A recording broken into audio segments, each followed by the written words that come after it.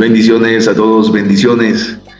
El día de hoy vamos a demostrar que en el texto hebreo de Éxodo capítulo 20, verso 11, aquella parte que el texto hebreo dice Vayanach Vayon Hashevi, que suelen traducirlo como que Dios reposó o descansó en el día séptimo, vamos a demostrar desde el texto hebreo, analizando varios casos, para demostrar que allí también puede ser traducido que Dios, el Creador, se estableció o se asentó en el día séptimo. Luego podemos llegar a otras conclusiones, pero por ahora vamos a demostrar eso a nivel gramatical desde el texto hebreo. Aquí aparece entonces el texto hebreo de Éxodo capítulo 20, verso 11, dentro de las famosas 10 palabras o 10 mandamientos, ¿no? Hacer et ha de parim, las 10 palabras. Aquí aparece en Éxodo 20, verso 11, dice, Kisheshet yamim asa Adonai et hashamayim bet haaretz et hayam bet kol asher ba. Dice acá que porque en 6 días Adonai hizo los cielos, la tierra, el mar, todo lo que hay en ellos, todo lo que está en ellos. Y luego dice, Vayanach, Vayon, Hashevi. Y esto es lo que suelen traducirlo popularmente como que reposó, descansó en el día séptimo. Y claro que sí, la traducción no está mal, pero también debemos decir, anunciarles que aquí también puede ser traducido que el Creador se estableció o se asentó en el día séptimo, sobre todo entendiendo el contexto de los atributos que en el desarrollo bíblico se le atribuyen al Creador, a Adonai, a Yahvé, etcétera, como deseen llamarlo. Un Dios, un Elohim que prácticamente no se cansa, que todo lo puede, aunque la palabra todopoderoso no aparezca literalmente en la Biblia hebrea, aún así es lo que el autor en la Biblia hebrea trata de demostrar acerca del Dios de Israel, un Dios poderoso, fuerte, que no se cansa, etcétera, ¿no? Es lo que trata de dar a entender el autor, y por eso vamos a demostrar que aquí en Éxodo capítulo 20, verso 11, en el texto hebreo, donde dice Vayanach, Vayon Hashevi, también puede ser traducido que Dios se estableció o se asentó en el día séptimo. Luego podemos hacer deducciones de qué se refiere a qué con eso de que se asentó o se estableció. Luego hacemos conclusiones acerca de eso. Pero vamos ahora entonces a demostrarlo. Y creo que ustedes, antes de irnos, fíjense que aquí aparece Vayanach, Vayon Hashevi. Donde yo he dicho Vayanach, aquí aparece la palabra Vayanach, Vayanach. Este es el verbo nuach. El verbo nuach, que claro que sí, traduce reposar, descansar, pero también vamos a ver que tiene otras formas, una doble forma, sobre todo en la conjugación hifil, una doble forma hifil, con dos significados diferentes. Dos significados diferentes. Aquí aparece Vayanach. Vayanach es, repito, lo que suelen traducir reposó, descansó en Éxodo 20, verso 11. Aquí la palabra Vayanach en realidad es el verbo nuach, de la conjugación kal, en una forma vayiktol o imperfecto con vav conversivo, vayanach. Se lee un poco diferente porque este es un verbo irregular que tiene una segunda vav como radical media del verbo nuach. Cuestiones gramaticales que no queremos hacernos líos por ahora. Pero aquí, repito, aparece el verbo nuach en la forma vayiktol, vayanach. Vayanach. Esta misma palabra que ven aquí presente, Vayanach, Vayanach, en este cuadro azul, Vayanach, es exactamente la misma palabra que aparece en el texto hebreo de Éxodo capítulo 10, verso 14. Éxodo capítulo 10, verso 14, en el texto hebreo aparece exactamente la misma palabra, Vayanach, que aparece en Éxodo 20, verso 11. Aquí aparece claramente la misma palabra Vayanach, pero con otro significado, bajo otro concepto de establecerse, posarse, asentarse. Aquí tenemos entonces, dice, Vayal ha'arbe al kol eres Mizrayim, Vayanach bekol gebul Mizrayim. Entonces aquí el texto hebreo traduce que la langosta, ja'arbe, la langosta, esos animales tipo saltamontes del mundo antiguo que devoraban las cosechas cuando se formaban, se agrupaban. Dice que la langosta, ja'arbe, bayal, subió al Kol Eretz Mizraim, sobre toda la tierra de Mizraim, de Egipto. Y luego dice, Vayanach Bekol Gebul Mizraim.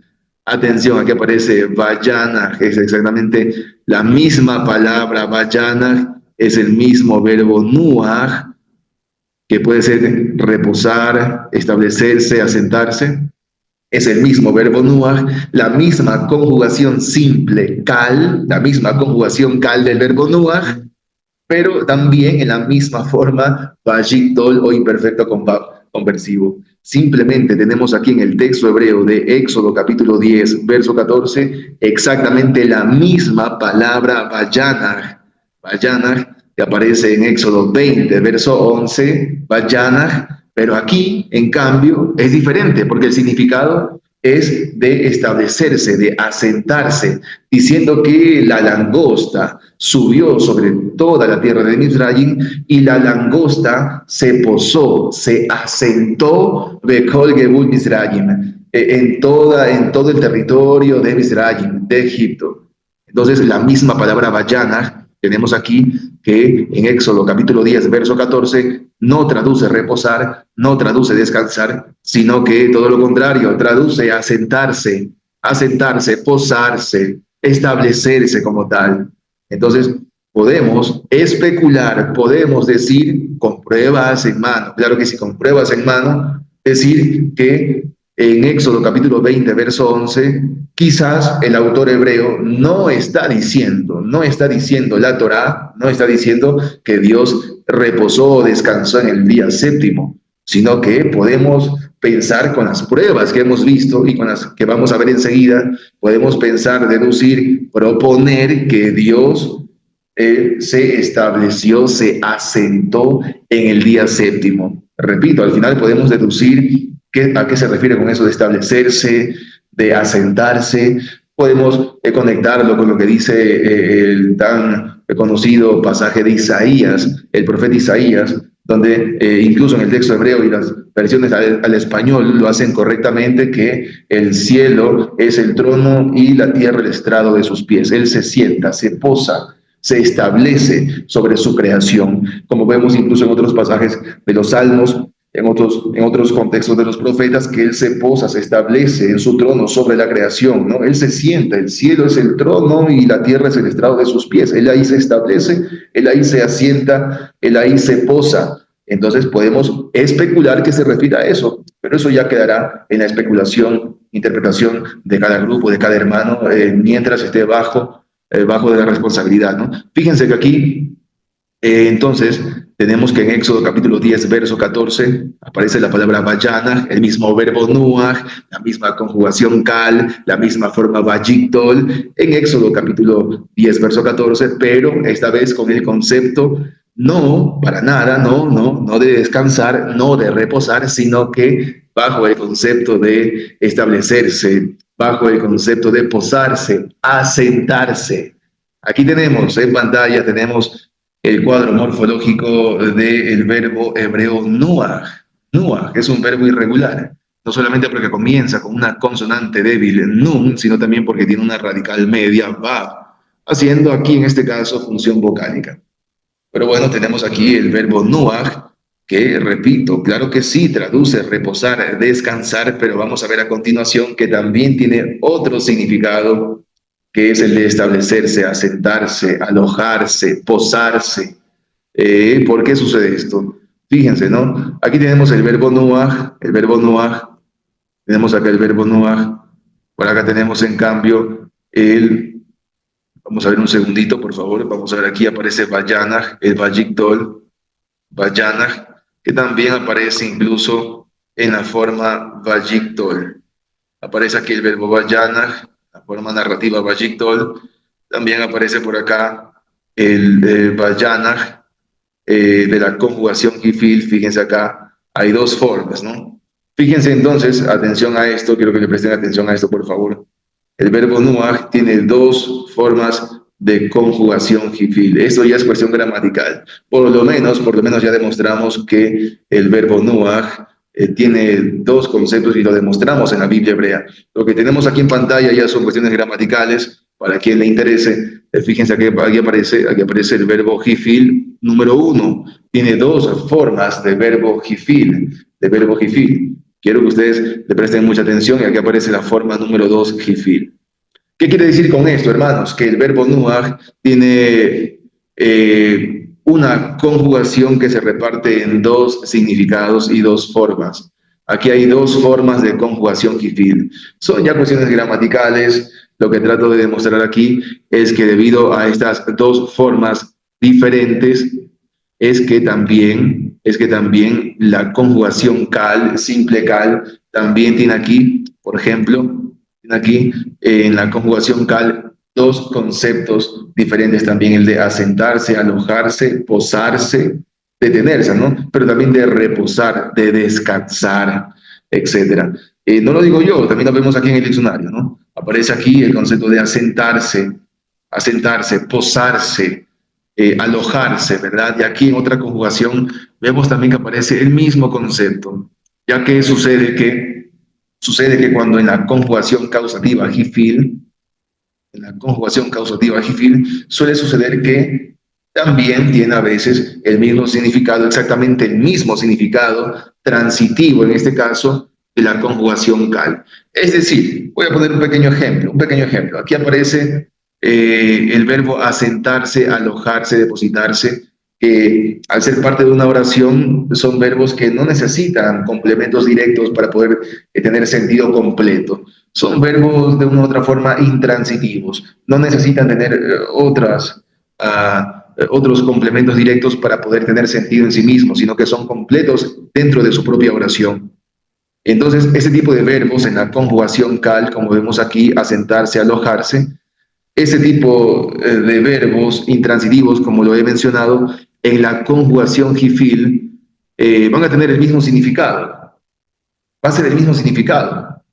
Exactamente la misma forma de traducción, pero la diferencia es que en la conjugación jifil el verbo pasa a ser transitivo. Es decir, en la conjugación jifil, aunque tenga exactamente el mismo significado de la conjugación simple cal, bueno, igualmente en la conjugación jifil tendrá el mismo significado, pero esta vez será un verbo transitivo, es decir, sí va a necesitar un complemento directo para poder entenderse mejor. Para no hacernos líos gramaticales con toda esta locura, ¿verdad? Lo que trato de decirles es que sabemos con mayor facilidad que el verbo nuach tiene doble significado o ha sido utilizado con doble significado porque en la conjugación jifil, como ven aquí en pantalla, tiene dos formas, dos significados. Entonces, esta es una de las pruebas para entender que también en la conjugación simple cal, ese verbo nuach tiene el concepto o dos diferentes significados, dos diferentes conceptos que es alojarse, asentarse, posarse, pero también el de reposar o descansar. Eso es lo que por ahora les demuestro, mis hermanos, en pantalla. Aquí también vemos en el diccionario de Ernst Jenny Klaus Westermann, como vemos aquí, que ellos también colocan el tema del verbo nuach que hemos presentado en pantalla. El verbo nuach, como ven allí en pantalla, tiene doble significado en la conjugación cal, pero también en la conjugación jifil. Dice que en el caso del verbo nuach, dice a los dos significados fundamentales que tienen en la conjugación cal, miren lo que dice el diccionario, son dos significados fundamentales que tienen en la conjugación cal, el de descansar y sentarse, corresponden incluso formalmente dos formas distintas en jifil y jofal. Fíjense que lo mismo que he dicho, lo que han presentado también en el cuadro morfológico anterior en el diccionario, es lo mismo que proponen aquí estos lingüistas. Es decir, el verbo nuach en la conjugación cal, pero también en la conjugación jifil, tiene doble significado, ha tenido doble función. Y podemos, con todas estas pruebas, decir entonces, otra vez, que en el texto hebreo de Éxodo capítulo 20, verso 11, el texto hebreo en Vayanach, Vayom Hashevi, Podemos decir que, claro, perfecto, sí, Dios reposó, Dios descansó en el día séptimo, pero también podemos decir que Dios, el Creador, se